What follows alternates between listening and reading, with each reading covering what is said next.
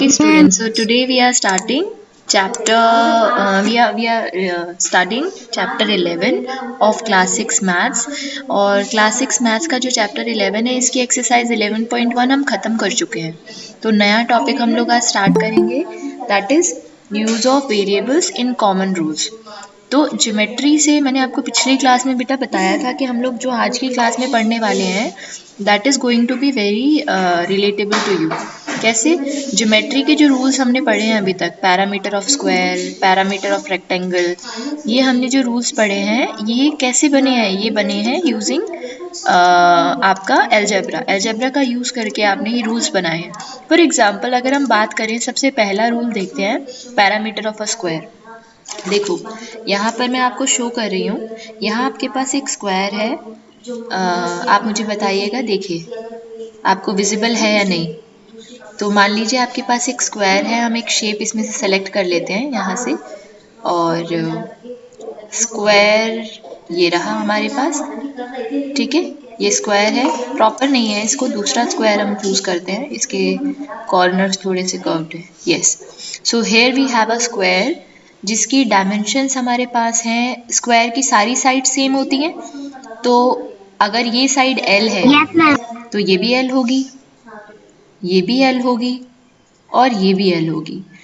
और जब हम पैरामीटर निकालते हैं किसी चीज़ का, किसी शेप का, जब हम पैरामीटर फाइंड करते हैं तो पैरामीटर का मतलब क्या होता है? Sum of all sides. Sum of all sides, right? यानी जितनी भी साइड्स हैं इसकी उन सब का सम. तो यहाँ से चलो, यहाँ से जोड़ना शुरू करते हैं. L plus L plus L plus L. ठीक है, ये चीज समझ में है मैंने क्या किया? सारी साइड्स की जो लंबाई थी वो मैंने ऐड की. तो L plus L plus L plus L, कितने L हो गए यहाँ पर बताओ? 4L. तो आप इसे लिख सकते हो 4L. तो 4L आ गया पैरामीटर स्क्वायर का. ठीक है, ये कौन सी शेप है? स्क्वायर. स्क्वायर का पैरामीटर आ गया 4L. L क्या था यहाँ पे? साइड. तो 4 इंटू साइड फॉर्मूला बन गया पैरामीटर का. अभी समझ में आया आपको ये जो पैरामीटर ऑफ स्क्वायर का फॉर्मूला होता है वो कैसे आया हमारे पास? क्लियर है? ठीक है, बिल्कुल इसी तरीके से रेक्टेंगल का पैरामीटर फाइंड करते हैं. चलो अब हम रेक्टेंगल बनाएंगे. तो इसमें से रेक्टेंगल बताओ कहाँ पर दिख रहा है आपको? कौन से नंबर पर दिख रहा है?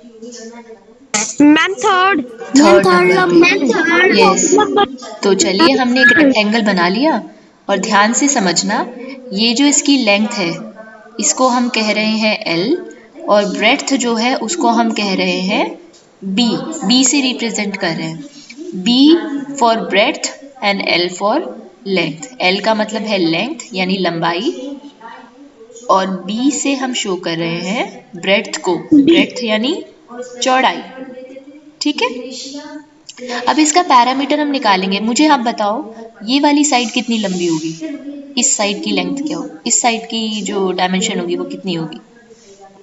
कितना होगा ये? L होगा या B होगा? Ma'am B B. Very good. ऐसे ये वाली साइड बताओ. L. शाबाश. Very good, very good, very good. तो अब पैरामीटर निकालेंगे. पैरामीटर अगेन आपको पता है पैरामीटर का मतलब क्या होता है? सारी साइड्स का सम. तो चलो यहाँ से शुरू करते हैं जोड़ना. ठीक है, तो सबसे पहले क्या आएगा? L. फिर क्या आएगा? फिर आएगा plus B L plus B plus L plus B. ठीक है, ठीक है, सही है. अब कितने L है हमारे पास? मैम दो. कितने B है हमारे पास? टू. हाँ, सो 2L प्लस 2B. 2 कॉमन ले लीजिए, दोनों जगह 2 है. तो 2 ब्रैकेट L प्लस B.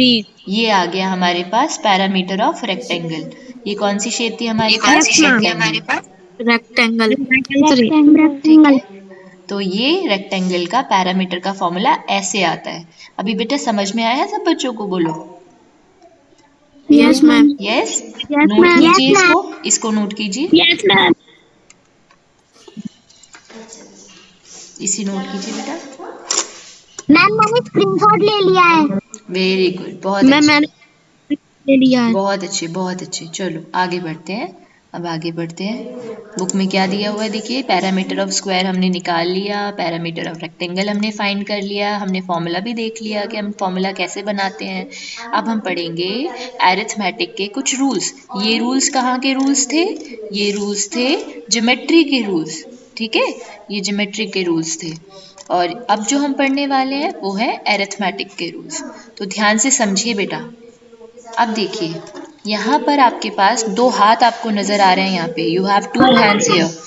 एक हैंड में कितनी फिंगर्स खोली हुई हैं? 4। दूसरे में मैम 3। 3 दूसरे में 3। 3 अगर आप अभी आपके पास टोटल फिंगर्स कितनी ओपन है? 7। 7 अब आपने दोनों हाथों को घुमा दिया, आगे पीछे कर दिया। देखो, अभी ये राइट हैंड था आपका, ये लेफ्ट की तरफ आ गया, लेफ्ट हैंड राइट की तरफ आ गया। बस हमने क्रॉस कर दिया हाथों को, फिंगर्स उतनी ही खुली हुई हैं। तो अभी भी टोटल फिंगर्स कितनी है? 7 7। यानी आप 4+3 लिखो या 3+4 लिखो, आंसर तो 7 ही आएगा, मैम। है ना। इसी प्रॉपर्टी को, नंबर्स की इसी प्रॉपर्टी को कहते हैं कम्यूटेटिविटी। क्या बोलते हैं? कम्यूटेटिविटी, ठीक है। कम्यूटेटिविटी ऑफ, और क्या क्या किया है हमने यहाँ पे? एडिशन किया है। तो हम इसे कहते हैं commutativity of addition of numbers. बोलो, समझ में आया बेटा नंबर्स। आपको? Yes very good, ma'am. ठीक है। तो अब इसे हम लिख लेते हैं, ज़रा नोट कर लेते हैं अपनी नोटबुक में। तो यहाँ हम लिखेंगे नेक्स्ट टॉपिक जो हम पढ़ रहे हैं, ये वाले जो थे, जो अभी हमने पढ़े हैं, ये है रूल्स फ्रॉम ज्योमेट्री, ठीक है। अब हम जो पढ़ने जा रहे हैं वो है rules from arithmetic. Rules from arithmetic. Arithmetic मैंने बताया था, मैथ्स की वो वाली ब्रांच जिसमें हम नंबर्स के बारे में पढ़ते हैं। और ज्योमेट्री कौन सी ब्रांच होती है मैथ्स की, जिसमें हम किसके बारे में पढ़ते हैं? बोलो, शेप्स के बारे में रूल पढ़ते फॉर हैं। नहीं, ज्योमेट्री मैथ्स की कौन सी ब्रांच है जिसमें हम शेप्स के बारे में पढ़ते हैं? अरिथमेटिक कौन सी ब्रांच है जिसमें हम नंबर्स के बारे में पढ़ते हैं? नंबर्स के बारे में ठीक पढ़ते है। हैं। तो अब हम अरिथमेटिक पढ़ रहे हैं। तो अरिथमेटिक के जो रूल्स हैं उसमें सबसे पहला रूल है वो है कम्यूटेटिविटी। Commutativity of addition. ये बेटा आप लिखेंगे अपनी नोटबुक में सब बच्चे, एडिशन ऑफ नंबर्स। और इसका मीनिंग भी मैंने अभी आपको समझाया कि आप इसे 4+3 लिखो या 3+4 लिखो, बात एक ही है, आंसर आपको 7 ही मिलेगा दोनों केस में। तो अगर मैं यहाँ पे कोई और नंबर लूँ, जैसे 5+2 लूँ या 2+5 लूँ, तभी भी आंसर हमें 7 ही मिलेगा। या मैं कोई और यस मैम। एग्जाम्पल लेती हूँ, जैसे मैं लेती हूँ 2+3 और 3+2, तभी भी आंसर हमें सेम ही मिलेगा, 5, ठीक है। यानी नंबर्स चाहे कोई भी हों, ये रूल तो अप्लाई होगा ही होगा। तो क्या हम यहाँ पे अपने नंबर्स को ए और बी करके शो कर सकते हैं? तो अगर हमारा पहला नंबर ए है तो दूसरा नंबर अगर हमारा बी है, तो कम्यूटेटिविटी क्या कहती है कि ए प्लस बी इक्वल होगा किसके? बी प्लस ए के। बोलो, समझ में आई ये चीज आपको बेटा? यानी ए फर्स्ट नंबर है, बी सेकंड नंबर, तो सेकंड नंबर को पहले लिखो और फर्स्ट नंबर को पीछे लिखो, तभी भी आंसर हमारा सेम आता है। तो ये हो गया पहला रूल आपका। अब क्योंकि हमने यहाँ पे वेरिएबल का यूज किया है, यहाँ हमने किसका यूज किया है? वेरिएबल का यूज किया है। तो इसीलिए हमने क्या कहा कि हमने अलजेब्रा का यूज करते हुए, ठीक है, अलजेब्रा का यूज करते हुए हमने अरिथमेटिक के रूल्स बनाए। क्या यहाँ पे मुझे बताओ, ए और बी क्या है? ए और बी क्या है? आपने पढ़ा था अलजेब्रा में यूज करते हैं हम इनको, ए बी सी लेटर्स जो होते हैं उनको क्या बोलते हैं हम? याद है किसी को? Yes ma'am. क्या कहते हैं बताओ इन्हें? 8 2 3 क्या बोलते हैं? वेरिएबल्स। ठीक है, इन्हें हम कहते हैं variables. A B P Q L B, ये सारे के सारे लेटर्स जो हम मैथ्स में यूज करते हैं जिनकी वैल्यू चेंज होती रहती है उनको हम कहते हैं वेरिएबल्स। ठीक है बेटा, समझ में आया? ठीक है, तो फर्स्ट रूल तो हो गया। अब सेकंड रूल पढ़ते हैं, चलो आओ जल्दी से। अब नेक्स्ट जो रूल है वो है कम्यूटेटिविटी ऑफ मल्टीप्लिकेशन। चलो, अब तुम्हें कम्यूटेटिविटी का मतलब तो समझ में आ गया। ठीक है, तो अब आप मुझे बताइएगा, देखती हूँ कितने बच्चे जवाब दे सकते हैं या कितने बच्चे सोच सकते हैं इस बारे में। तो आप मुझे बताइएगा कि कम्यूटेटिविटी ऑफ मल्टीप्लिकेशन में क्या होना चाहिए। ठीक है, तो यहाँ पे मैं एक लाइन ड्रॉ कर रही हूँ और इसी का हम सेकंड पार्ट क्योंकि कर रहे हैं सॉल्व, और रूल का नाम है कम्यूटेटिविटी ऑफ मल्टीप्लिकेशन। तो आपको क्या लगता है कि यहाँ पे क्या हो रहा होगा? कम्यूटेटिविटी ऑफ मल्टीप्लिकेशन का मतलब क्या है? Ma'am divide. Ma'am multiply. Multiply. Multiply करेंगे। मल्टीप्लाई किसको करेंगे? Multiply. Commutativity of yes ma'am multiplication of numbers का मल्टीप्लाई। मतलब क्या है? कि अगर आप 2 इंटू 3 लिखो या आप 3 तो भी इंटू मैम 2 फाइव लिखो, आएगा। मैम 3 into 2 लिखो मैम फाइव आंसर सेम ही आएगा। आंसर आएगा। 4 इंटू 9 आंसर आएगा। लिखो या 9 इंटू 4 लिखो, आंसर तो मैम 36 ही आंसर मिलेगा। सेम आएगा। ठीक है, 36 ये आना होता है। है कम्यूटेटिविटी। और क्योंकि यहाँ पे हम मल्टीप्लिकेशन कर रहे हैं तो कम्यूटेटिविटी ऑफ मल्टीप्लिकेशन। बोलो, बात समझ आई बेटा? अब यस जितने भी मैम। स्मार्ट बच्चे हैं वो जवाब देंगे, और मुझे पता है सब बच्चे बहुत स्मार्ट हैं यहाँ पे। जैसे हमने कम्यूटेटिविटी ऑफ एडिशन का रूल बनाया था ना, A plus B equal to B plus A, ऐसे ही अब आपको रूल बनाना है मल्टीप्लिकेशन के लिए। बताओ क्या रूल बनेगा? Ma'am x into x। x into x. बेटा दोनों नंबर तो अलग अलग ले रहे हैं ना हम, x इंटू एक्स क्यों कहेंगे? x into l। x into L. अच्छा चलो ठीक है, l आप ले, एक एक आपने वेरिएबल x ले लिया, दूसरा l ले लिया, तो is equal to l plus x। Plus l into l into x. l into x। Very good, क्या बात है, बहुत बढ़िया, बिल्कुल सही। और ऐसे ही आप कोई और लेटर भी यूज कर सकते हो, जैसे इस बच्चे ने, जो भी बच्चा अभी बता रहा था आंसर, उसने x और l का इस्तेमाल किया। आप ए बी का यूज भी कर सकते हो, आप पी क्यू का भी यूज कर सकते हो। चलो ए बी का यूज करेंगे तो क्या बनेगा, रूल बताना जरा। ए और बी लेटर का यूज मैम अगर हम करें, ma'am a to b and ma'am b into a। Yes, A into B is equal to B into A. तो ये बन गया आपका कम्यूटेटिविटी ऑफ मल्टीप्लिकेशन का रूल। यहाँ पर भी ए और बी क्या है? यहाँ पर भी ए और बी क्या है? वेरिएबल्स।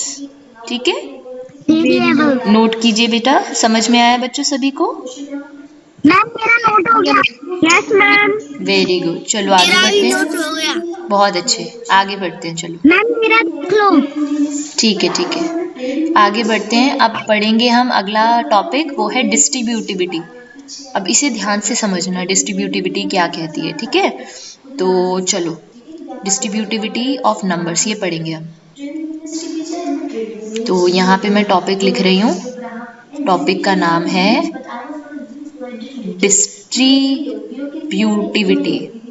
किसी को पता है डिस्ट्रीब्यूट का मतलब क्या होता है इंग्लिश में? मैम बांटना। बांटना, वेरी मैम गुड, बांटना। यस। बांटना। तो वही हम करने वाले हैं यहाँ पे। शेयर देखो करना। ध्यान से समझना, अगर मैं आपसे कहूँ कि 7 इंटू 38 कितना होता है, कैलकुलेट करने के लिए, है ना, तो आपको थोड़ा सा टाइम लगेगा। आप कहोगे मैम मल्टीप्लाई करके देखते हैं, थोड़ा सा टाइम लगेगा, आपको डायरेक्ट आंसर नहीं पता होगा। तो मैंने आपको कहा कि बेटा आप एक काम करो, इस 38 को ना डिस्ट्रीब्यूट कर दो, बांट दो, दो हिस्सों में बांट दो। तो आपने कहा कि हाँ मैम बिल्कुल सही है, क्योंकि मुझे तो 30 की टेबल आती है, एक बच्चे ने बोला।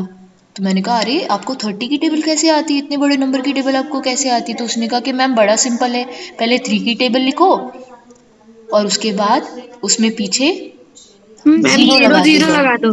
0 0 लगा दो। मैंने कहा अरे वाह, आप तो बड़े स्मार्ट हो, आपको तो 30 की टेबल आती है और आपको ट्रिक भी पता है, आप 30 40 50 60 किसी की भी टेबल निकाल सकते हो, है ना। तो उसने, मैंने क्या कहा आपको कि बेटा अगर आपको 30 की टेबल आती है तो आप एक काम करो, कि आप ना इस 38 को 30 + 8 लिख दो, क्योंकि आपको 30 की टेबल भी आती है और आपको 8 की टेबल भी आती है। तो आपने कहा ठीक है यस मैम, मैम। 38 को मैंने लिख दिया 30 + 8, ठीक है। और फिर मैंने इसे ब्रैकेट में क्लोज कर दिया। क्यों क्लोज कर दिया? क्योंकि बाहर ये 7 वेट कर रहा है मल्टीप्लाई होने का, तो इसको हमने यहाँ बाहर खड़ा कर दिया। अब क्योंकि 7 की मल्टीप्लाई 38 से हो रही थी और अब 38 दो हिस्सों में बट चुका है, तो 7 की मल्टीप्लाई 30 से भी होगी और 7 की मल्टीप्लाई 8 से भी होगी, ठीक है। तो हम इसे कैसे लिख सकते हैं? हम इसे लिख सकते हैं 7 × 30। पहले 7 की मल्टीप्लाई 30 से करेंगे और बीच में प्लस का साइन है ये, तो यहाँ हम प्लस का साइन लगाएंगे। फिर 7 की मल्टीप्लाई किससे करेंगे? 8 से करेंगे। 7 × 8 से। 8 से। तो आपने कहा मैम ये तो बड़ा आसान है। देखो हमें 7 × 30 पता है, 30 7 कितने होते हैं? 3 7 21 और पीछे 0 लगा दो। और 8 7 तो मुझे पता है, 8 7 56। फिर मैंने इन दोनों नंबर्स को ऐड कर दिया, इनको ऐड किया तो मुझे आंसर मिला 266। तो ये आ गया मेरा आंसर। समझ में आया बेटा? बोलो। Yes ma'am. ठीक है ना? आ गया ना? तो ये जो हमने यहाँ पे किया है ना इन दोनों स्टेप्स में, ये देखो, ये जो दोनों स्टेप्स हमने किए हैं ये वाले, इसी को हम कहते हैं डिस्ट्रीब्यूटिविटी ऑफ नंबर्स। अब ध्यान से समझना क्या किया है हमने यहाँ पर, ठीक है। तो डिस्ट्रीब्यूटिविटी ऑफ नंबर्स को यहाँ पे हम लिख सकते हैं कि ये जो हमने किया था यहाँ पर, ये रहा, ये जो किया था ये वाले स्टेप्स दोनों, ये दोनों स्टेप्स, ठीक है। तो यहाँ हमने क्या किया था, बाहर ये 3 नंबर्स है हमारे यहाँ पर, 3 है ना, तो एक को ए दे दो नाम, एक को बी दे दो, एक को सी दे दो। तो फर्स्ट वाला अगर ए है, सेकंड बी है, थर्ड सी है, तो ब्रैकेट के बाहर ए बी + सी वो बराबर होता है किसके? ए की मल्टीप्लाई पहले बी से करते हैं, बीच में प्लस का साइन, फिर ए की मल्टीप्लाई सी से करते हैं। ये जो रूल है इसी को ही हम कहते हैं डिस्ट्रीब्यूटिविटी ऑफ नंबर्स। देखो ध्यान से, यहाँ नीचे लिख रही हूँ, A bracket B + C is equal to A multiply B plus A multiply C. बोलो, ये चीज में डाउट है क्या किसी को? No ma'am. समझ में आया ये अच्छे से? No ma'am. समझ में आ गया? ठीक है, चलो मैं देखती हूँ आपको कितना समझ में आया। मैं आपसे पूछती हूँ, जैसे मैंने यहाँ पे ABC वेरिएबल लिए है ना, आप PQR वेरिएबल लेके ये रूल बनाओ, फिर से ये वाला रूल PQR वेरिएबल लेके बनाओ, तो बताओ क्या बनेगा?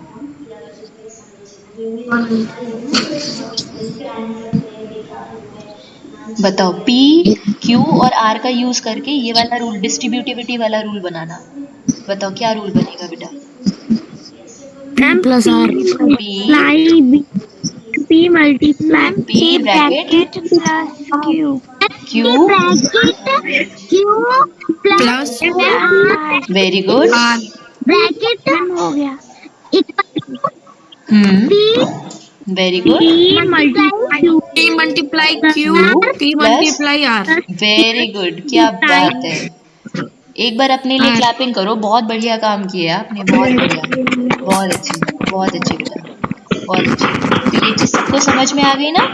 ये चीज समझ में आ गई, यानी आप वेरिएबल कुछ भी ले सकते हो और आप रूल अपने आप बना सकते हो, बस आपको कॉन्सेप्ट समझ में आना चाहिए। बहुत अच्छे, चलो आगे बढ़ते हैं। ठीक है, तो डिस्ट्रीब्यूटिविटी मैंने समझा दी, कम्यूटेटिविटी आपको समझा दी। अब हम करेंगे बेटा एक्सरसाइज 11.2। ठीक है, चलो रेडी हो सब लोग? चलो यस मैम। एक्सरसाइज 11.2 स्टार्ट करते हैं। इसे नोट करना है तो नोट कर लीजिए। कर लिया नोट।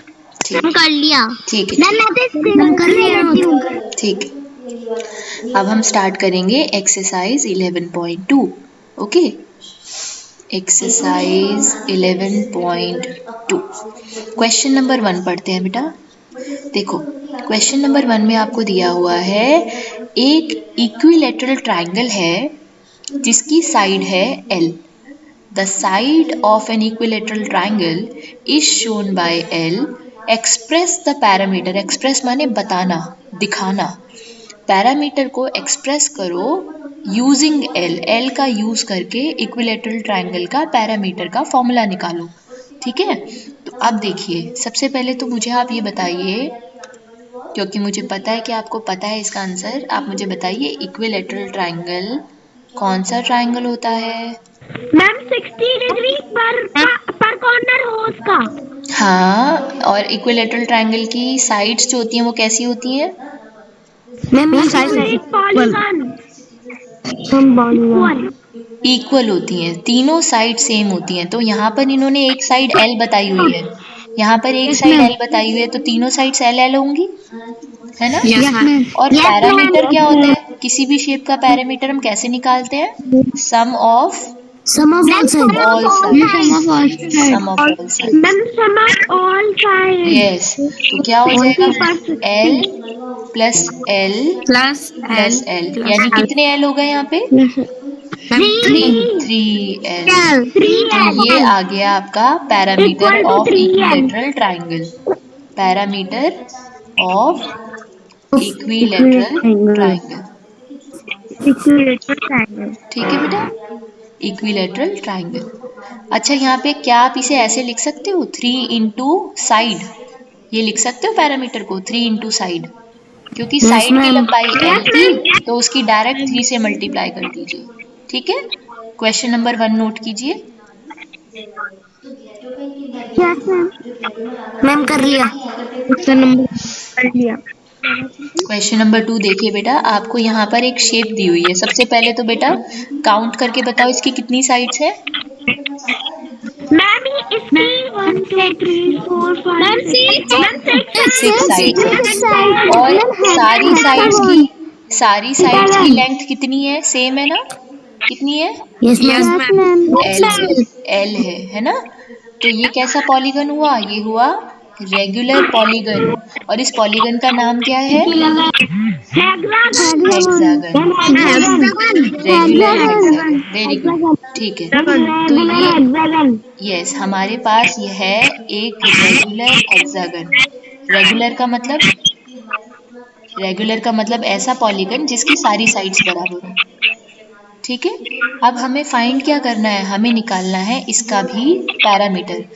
जैसे बेटा हमने डायरेक्ट यहाँ पे निकाला था ना फॉर्मूला, कि ट्राइंगल था और ट्राइंगल की, बेटा माइक्रोफोन बंद करो, ट्राइंगल था, ट्राइंगल की तीनों साइड्स बराबर थी। तो ऐसा कोई भी पॉलीगन जिसकी तीनों साइड या सारी साइड्स बराबर हों, 3 4 जो भी जितनी भी साइड्स हैं सारी साइड्स बराबर हों, अगर हमें उसका पैरामीटर निकालना है तो जितनी साइड्स उसकी हैं, 6 हैं जैसे, उसकी मल्टीप्लाई अगर हम उसकी साइड की लंबाई से कर दें तो हमारे पास उसका पैरामीटर आ जाएगा, है ना? जैसे यहाँ पर आया, देखो ये जो ट्राइंगल की साइड थी अगर मल्टीप्लाई उसकी 3 से कर दे तो तीनों साइड्स की टोटल लंबाई आ जाएगी, सम आ जाएगा। ठीक है, तो रेगुलर हेक्सागन में कितनी साइड्स होती हैं? 6 होती हैं। एक साइड की लंबाई कितनी है? L है, तो इसका पैरामीटर कितना हो जाएगा? 6 इंटू L, यानी 6L। ठीक है, ये नोट कीजिए बेटा। Yes ma'am.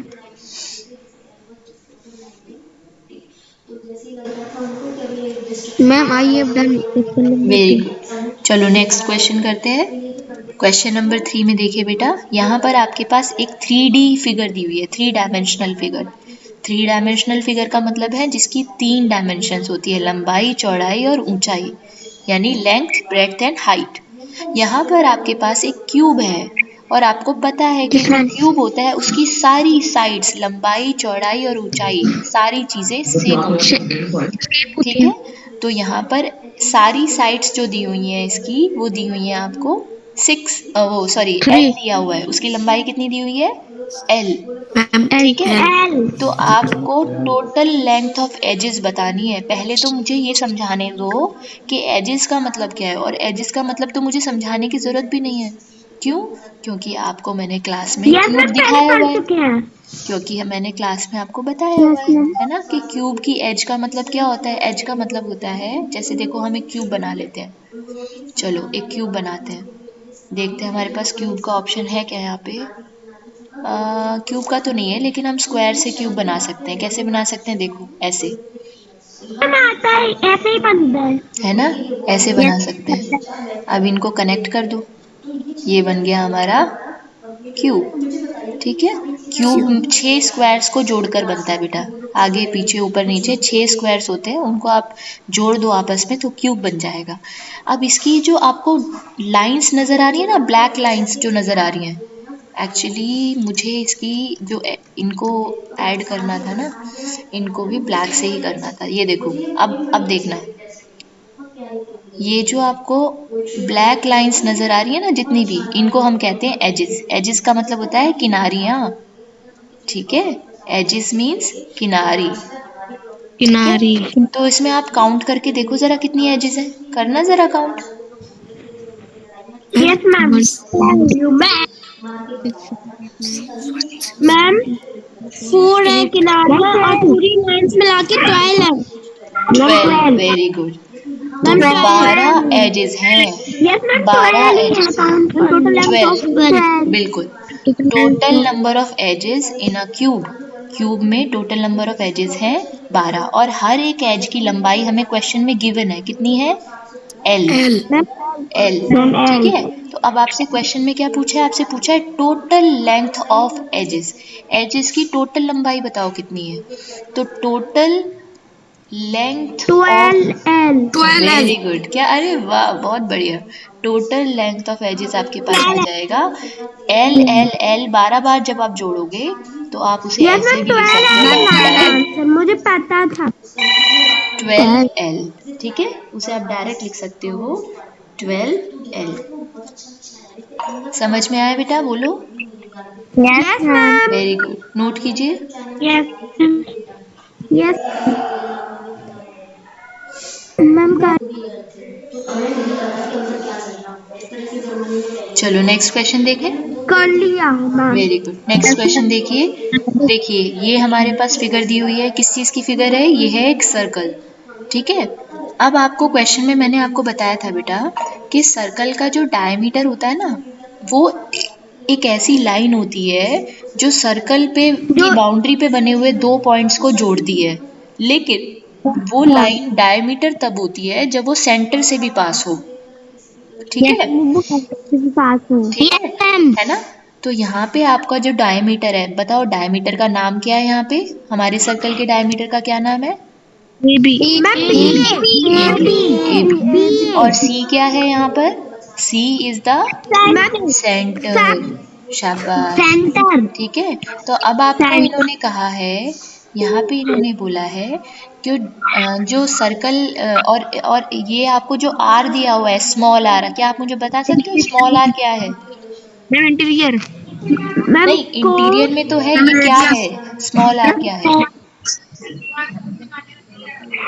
This is radius. Radius ma'am see, center से रेडियस मुझे लेके, लग भी हाँ रहा जी, था मैम सेंटर। मैम रेडियस क्या किसी बच्चे को कुछ पूछना है, नो मैम देखो, देखो मैं यहाँ बना के दिखा रही हूँ आपको, है ना। यस, ये रहा हमारे पास। ये देखो, ये हमारे पास एक सर्कल है ना। सर्कल के अंदर डायमीटर दिया हुआ है हमें ए बी, ऐसे हमें एक डायमीटर गिवन है। ये मैंने रफली बनाया बेटा, तो लाइन थोड़ी टेढ़ी मेढ़ी है, ए बी। और सेंटर से लेके बाउंड्री तक का जो डिस्टेंस होता है ना, उसको हम कहते हैं रेडियस। रेडियस, ठीक है। तो सेंटर से लेके सर्कल तक का जो पॉइंट है उसको हम मिला देते हैं रेडियस। रेडियस ना डायमीटर की आधी होती है, मतलब डायमीटर जो होता है वो रेडियस का डबल होता है। तो आपसे यही यस मैम बोला है, हमें फोर्थ क्लास में वूलन से बनवाए गए थे ये यस। तो आपको ये बोला है यहाँ पे कि आपको डायमीटर को रेडियस के टर्म्स में एक्सप्रेस करना है। तो डायमीटर जो होता है, आपको यहाँ से दिख रहा है कि डायमीटर क्या होता है, रेडियस का डबल। डबल होता है डबल, डबल होता है, ठीक है। जितनी ये है इतना ही ये पोर्शन होगा यहाँ से यहाँ तक का, और उतना ही नीचे का पोर्शन होगा। तो डायमीटर क्या है? r प्लस आर, यानी कि 2r। तो अगर हम डायमीटर को स्मॉल d कह रहे हैं और रेडियस को स्मॉल r कह रहे हैं, तो स्मॉल d बराबर होगा 2r के। बोलो, ये समझ में आया? Yes ma'am. है ना? 2 मल्टीप्लाई स्मॉल r, 2r का मतलब 2 इंटू आर, यानी 2 मल्टीप्लाई आर। आर की अगर हमारी रेडियस 5 सेंटीमीटर की है तो d कितना हो जाएगा? डायमीटर कितना हो जाएगा? 10 मैम 10 सेंटीमीटर। सेंटीमीटर। अगर हमारी रेडियस 6 सेंटीमीटर की है तो डायमीटर कितना होगा? 12 सेंटीमीटर। जस्ट डबल हो जाएगा। Ma'am 12 very good, centimetre. Yes double हो जाएगा। ठीक है, बोलो मैम समझ उसका में आया डबल मेरा? करना है।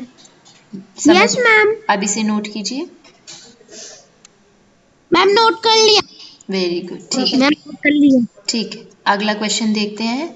नेक्स्ट क्वेश्चन देखिए क्या लिखा है। To find sum of 3 numbers we can have 2 veg.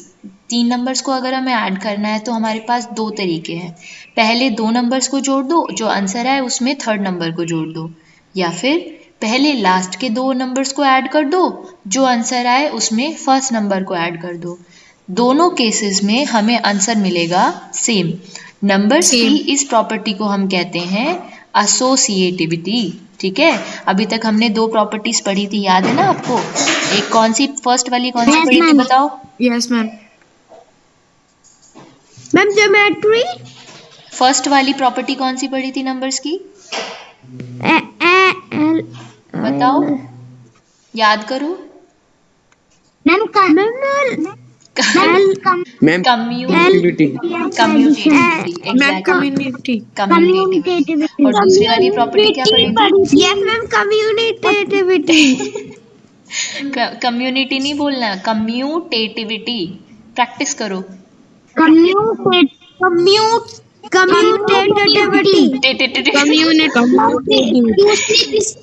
इसकी ये टंग ट्विस्टर हो गया आपके लिए, इसकी प्रैक्टिस करना बोलने की। ठीक है, और दूसरी प्रॉपर्टी कौन सी पढ़ी थी?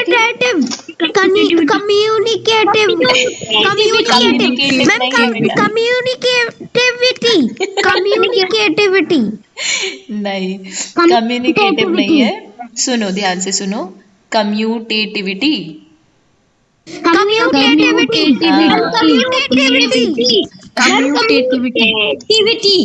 हाँ, ठीक है। और उसके बाद दूसरी प्रॉपर्टी कौन सी पढ़ी थी हमने? सेकंड,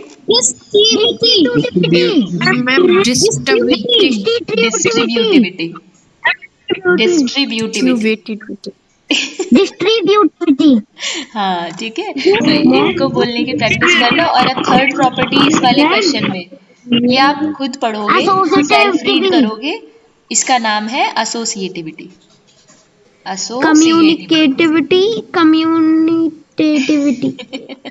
ठीक है, और अगली क्लास में हम अगली एक्सरसाइज करेंगे और नेक्स्ट टॉपिक हम स्टार्ट करेंगे जिसका नाम है एक्सप्रेशंस विद वेरिएबल्स। ठीक है बेटा? मैम जी जी, बोलिए।